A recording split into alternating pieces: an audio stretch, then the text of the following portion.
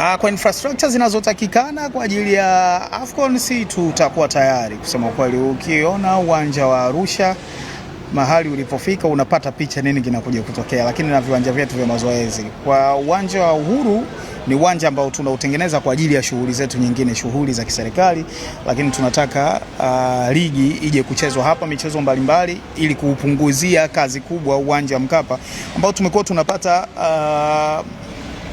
kukosolewa kwingi kwa sababu unafanyiwa marekebisho mara kwa mara umefungwa, unafanyiwa marekebisho, mara umefungwa, unafanyiwa marekebisho, na ni kwa sababu hatuna uwanja mwingine, hatuna maeneo mengine ya kufanyia shughuli zetu. Matukio ya michezo yanafanyika hapo, matukio ya kidini yanafanyika hapo, makongamano na kadhalika yanafanyika hapo. Kwa hiyo uwanja umekuwa overused kiasi kwamba inabidi kufunga mara kwa mara kufanyia marekebisho. Kwa hiyo tunatengeneza miundombinu mingine kwa ajili ya kuhakikisha uwanja wa Mkapa unapata nafasi ya kupumua na kutumika kwa yale matukio tu ambayo tunaona hayawezi kufanyika mahali kwingine.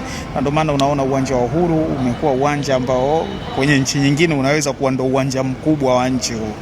Kitu unachokiona kimefanywa na expert, wataalamu kwa ajili ya shughuli hiyo. Tumeajiri watu bora kabisa, tumecontract watu bora kabisa kwa ajili ya kufanya shughuli hiyo, na tumeona michoro, wametufanyia presentation zao, wametuonyesha kazi ambazo wameshawahi kuzifanya, ambazo kazi yetu inakwenda kulingana ama kuwa zaidi ya hizo, na ni kuhakikishia kwamba hakuna kitu ambacho kitakuwa chini ya kiwango hapa.